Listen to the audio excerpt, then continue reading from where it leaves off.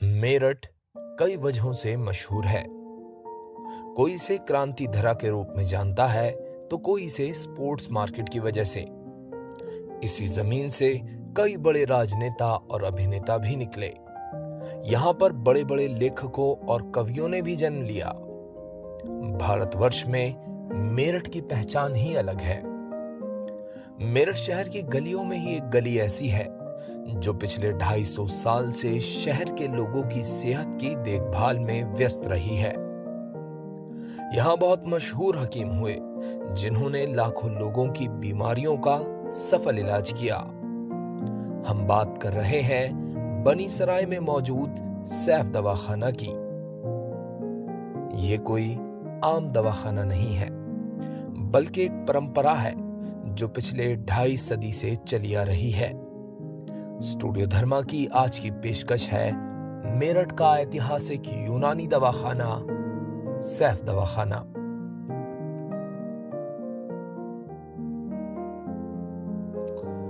इस दास्तान की शुरुआत हुई 1555 में, जब हुमायूं के दौर में नवाब मोहम्मद इदरीस खुंजंदी पर्शिया के खुंजंद से भारत आए।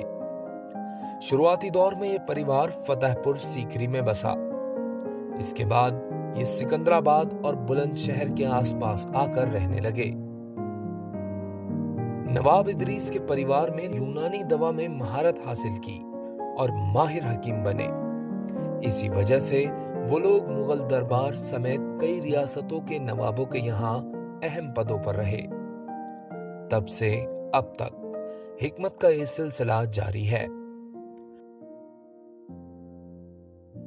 आज 8वीं पीढ़ी में हकीम हारिस महमूद साहब और नबील अनवर साहब इस जिम्मेदारी को संभाले हुए हैं।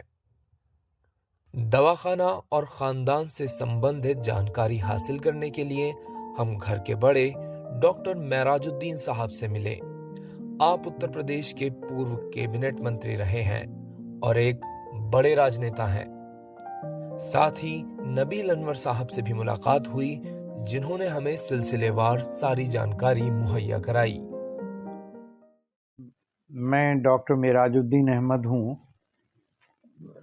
यूपी सरकार में पहले रहा चेयरमैन एक्सपोर्ट कॉरपोरेशन, उसके बाद irrigation minister and flood control, 2 department रहे। कैबिनेट मिनिस्टर में रहा हूँ। हम लोगों का खानवादा सैकड़ों साल से है। हमारे परदादा जो थे उनसे, और ये 8वीं पीढ़ी या 9वीं पीढ़ी लगभग यूनानी तिब से ताल्लुक़ रखती है। अभी भी वो सिलसिला चल रहा है। मेरे भतीजे नबील अनवर साहब ने एक फैक्ट्री भी इस सिलसिले में लगाई है जो ड्रग लेबॉर्ट्रीज की है और जो पूरे हिंदुस्तान में मशहूर है और प्योर यूनानी पर काम करती है। हम लोगों का लिटरेचर से भी ताल्लुक़ रहा। हमारे वालिद हकीम सैफुद्दीन साहब पद्मश्री थे, 3 राष्ट्रपति के चिकित्सक रहे, फिजिशियन रहे और 8 साल वो एडवाइज़र रहे मिनिस्ट्री ऑफ हेल्थ के। और वो तनख्वाह नहीं लेते थे, सिर्फ 1 रुपया महीना लेते थे और फ्री में काम करते थे। उनके लिए यूनानी तिब की उन्होंने बहुत खिदमत की। वही एक सिलसिला चल रहा है। बात कर रहा था यूनानी तिब की, तो हमारा जो ये सिलसिला है 1790 में शुरू हुआ और महाराजा सिंधिया ने के यहाँ ये हकीम रहे, हमारे फोर फादर्स, और उन्होंने ये जगह बनी सराय उन्हें दी और ये 2600 स्क्वायर मीटर जगह दी कि आप अपना घर यहाँ बनाएं और यहाँ प्रैक्टिस करें तिब की। तो ये सिलसिला चलता रहा। हकीम शमसुद्दीन, फिर हकीम कमरुद्दीन, हकीम फसीउद्दीन रंज मेरठी, जिनके ऊपर 2 PhDs हुई, फिर हकीम फ़खरुद्दीन, फिर मेरे दादा हकीम सैफुद्दीन जिन्हें पद्मश्री से नवाजा गया। वो उन्होंने काफ़ी तिब की खिदमत करी, 60 साल प्रैक्टिस करी और कभी किसी भी पेशेंट से 1 रुपये नहीं लिया देखने के लिए। और नब्ज़ में देखकर ही वो बता देते थे पेशेंट के क्या तबीयत है, क्या मिजाज है, क्या और मेरे वालिद साहब हकीम सिराजुद्दीन अहमद जो कि यूपी रत्न रहे और मिनिस्ट्री ऑफ आयुष में गवर्निंग बॉडी में रहे, उन्होंने भी तकरीबन 40 साल तिब की खिदमत करी। और अब मेरे छोटे भाई हकीम हारिस महमूद हैं जो भी एमडी भी हैं, बीएमएस हैं, और उन्होंने 15 साल से वो भी प्रैक्टिस में हैं यूनानी की। तो वो ये सिलसिले को और आगे बढ़ा रहे हैं। यूनानी चिकित्सा की बात करें तो इसकी शुरुआत यूनान यानी ग्रीस से हुई थी। जिस तरह भारत की प्राचीन चिकित्सा विधि को आयुर्वेद कहा जाता है, उसी तरह यूनान की प्राचीन चिकित्सा को यूनानी तिब या सिर्फ यूनानी भी कहा जाता है। लगभग 460 ईसा पूर्व से इसके आसार मिलते हैं। हिपोक्रेट नामक फिलोसोफर को यूनानी तिब का जन्मदाता माना गया है। आज भारत में 100 से अधिक यूनानी चिकित्सा विश्वविद्यालयों में यूनानी चिकित्सा पद्धति सिखाई जाती है। सदियों से नबील साहब का परिवार इसी व्यवसाय से जुड़ा है। हमारे दादा कहते थे सबसे नोबल प्रोफेशंस हैं, वैसे तो सभी चीज़ें अपनी जगह हैं काम, लेकिन वो कहते थे 2 नोबल प्रोफेशन हेल्थ केयर और एजुकेशन हैं इस दुनिया में। और अल्हम्दुलिल्लाह हमारा ख़ानदान इसलिए बहुत ब्लेस्ड है, अल्लाह का बहुत शुक्र है कि हम लोग हेल्थ केयर और एजुकेशन से मतलब काफ़ी सालों से, काफ़ी जनरेशन से जुड़े रहे। तो ये लोग सोचते हैं अभी भी कुछ लोग कि यूनानी स्लो एक्टिंग है, लेकिन ऐसा नहीं है। अगर आप कुछ बीमारियां देखेंगे, जैसे नींद की बीमारी है या पेट की बीमारी है, उसमें काफ़ी जल्दी भी इलाज है।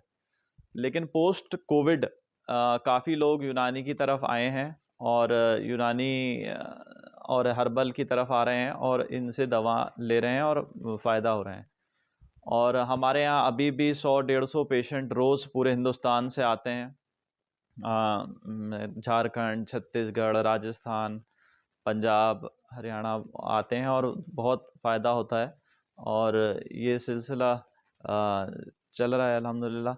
मेन ये है कि अगर आपको कॉन्फिडेंस है किसी चीज़ पर, तो वो उसका नतीजा इंशाल्लाह निकलेगा अगर आप मेहनत करेंगे।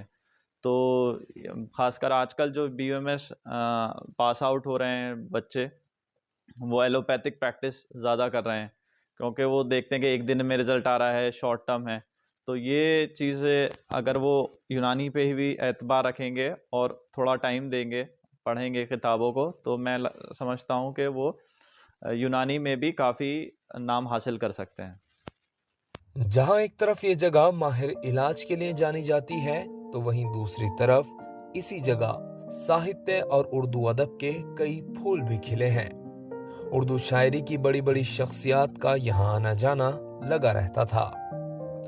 कुछ के लिए ये जगह एक घर की तरह थी और कुछ के लिए ये एक विद्यालय की तरह।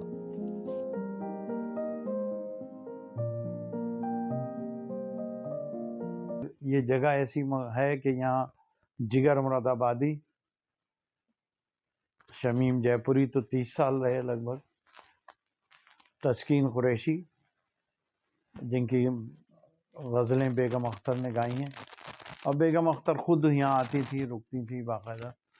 और इसके अलावा फ़ना निज़ामी कानपुरी, बड़े बड़े शोरा जो हिंदुस्तान के थे, शकील बदायूनी, मजरू सुल्तानपुरी, ऐसे लोग बहुत यहाँ आकर रहे और उन्होंने हमारी लाइब्रेरी में बैठते भी थे और हम वालिद से दोस्ती भी थी उनकी और महफ़िलें होती थी। यहाँ 50 साल लगभग नशिस्त हुई हर संडे में, और जो शायर अपना नया कलाम पूरे हफ्ते का होता था वो वहाँ सुनाया करते थे। तो लिटरेरी तौर पर भी ये खानवादा, ये क्षेत्र बहुत मशहूर रहा और यहाँ बहुत लोग फ़ायदा उठाते थे। इसके अलावा ये परिवार भारतीय स्वतंत्रता संग्राम में भी पूर्ण रूप से शामिल रहा। डॉक्टर महराजुद्दीन साहब के दादा हकीम महमूद उल हक साहब को किंग जॉर्ज पंचम की ओर से खान साहिब की उपाधि प्राप्त हुई थी। गांधी जी से प्रेरित होकर उन्होंने अपना खान साहिब का ये खिताब त्याग दिया था और खुले तौर पर अंग्रेजी सरकार की मुखालफत करने लगे थे। दादा ने को खान साहब का खिताब मिला, मगर गांधी जी के इन्फ्लुएंस में आके जब गांधी जी को यहाँ असौड़े वालों ने अपना जमींदारा एवोल्यूशन में ज़मीनें दी थी भूदान में, तो उन्होंने भी पद्म ये जो था अपना खान साहब वाला खिताब वापस किया था। बहुत लोगों ने कहा, डराया धमकाया कि ये कहीं आपको अरेस्ट कर लेंगे, कर लेंगे। उन्होंने कर लें, हम तो देश की खिदमत करते हैं। तो ये बहुत बड़ी बात उन जमाने में रही। देश सेवा का जज्बा न केवल कहने सुनने की बात थी, बल्कि अपने कर्म से इस परिवार ने ये साबित किया। अपने बहुमूल्य योगदान के लिए हकीम सैफुद्दीन साहब को 1974 में पद्मश्री अवार्ड से सम्मानित किया गया था। न सिर्फ यूनानी तिब बल्कि समाज सेवा में भी हकीम सैफुद्दीन साहब और उनका परिवार हमेशा आगे रहा। हमारे वालिद ने और दादा ने लड़कियों की तालीम पर बहुत काम किया। अब से 100 साल पहले इस्माइल मेरठी ने जो ज़मीनें वक्फ की थी, उसमें उन्हें स्कूल बनाने में उनका बहुत रोल रहा, दादा का भी वालिद का भी। और ये आज इस्माइल कॉलेज, 3-4 कॉलेजेस हैं, वो सब लड़कियों के बहुत अच्छे तरीके से माशाल्लाह चल रहे हैं। 2-2 हज़ार 3-3 हज़ार बच्चियाँ उसमें पढ़ रही हैं। उसके बाद वो यहाँ से बच्चियाँ अलीगढ़ चली जाती थी और अलीगढ़ में कोशिश करते थे कि वो दाखिले कराते थे। ये घर मेरठ के प्रमुख केंद्रों में से एक रहा है। परिवार की शोहरत और एहतराम की वजह से देश के बहुत सम्मानित व्यक्तित्व यहाँ आते रहे हैं। इसमें भारत के पूर्व राष्ट्रपति फखरुद्दीन अली अहमद साहब, डॉक्टर जाकिर हुसैन, श्री वीवी गिरी इत्यादि शामिल हैं। श्री कैलाश प्रकाश, श्री पीएल शर्मा और श्री जगदीश सरन रस्तोगी के भी इनसे अच्छे संबंध रहे हैं। सबसे बड़ी चीज़ हमेशा वालिद साहब ने भी, जब हिंदू मुस्लिम रॉयट होते थे, वो उसमें निकल जाते थे और ये पैगाम देते कि हम लोग एक साथ रहना है। हिंदू मुस्लिम एकता के लिए उन्होंने बहुत काम किया, भाईचारा बनाने के लिए बहुत काम किया। और उसमें उनकी टीम थी, ओम प्रकाश शर्मा MLC रहे, वो थे, कैलाश प्रकाश जी थे, जगदीश चंद्र रस्तोगी थे, सोमवीर सिंह तोमर साहब थे ex-MLA, ऐसे रज़ी साहब थे, बहुत सारे लोग थे जो उनके साथ इस टीम में रहते थे। और जब भी यहाँ रॉयट होता था, वो रात दिन निकल जाते थे और उसे कोशिश करते थे कि रॉयट में कर्फ्यू ना लगे और आपसी भाईचारा कायम रहे। और उसमें उन्हें बहुत कामयाबी भी मिली और लोग उनकी बात मानते भी थे। नबील साहब ने हमें पुराने दस्तावेज और वस्तुएं भी दिखाईं। इसमें बहुत सी सनद थी, खत थे, दस्तावेज और तस्वीरें थीं। इसके अलावा कुछ अनूठी चीजें और थीं, जैसे कि ये बक्सा। ये एक मेकअप बॉक्स है, लेकिन इसमें एक रेडियो भी फिट है। ये पुराने दौर में एक कीमती सामान हुआ करता था। श्रृंगार करते समय मनोरंजन के लिए रेडियो सुनने का शौक इससे जाहिर होता है। इसके अलावा कुछ कुरान पाक देखने को मिले, जो बेहद नायाब थे।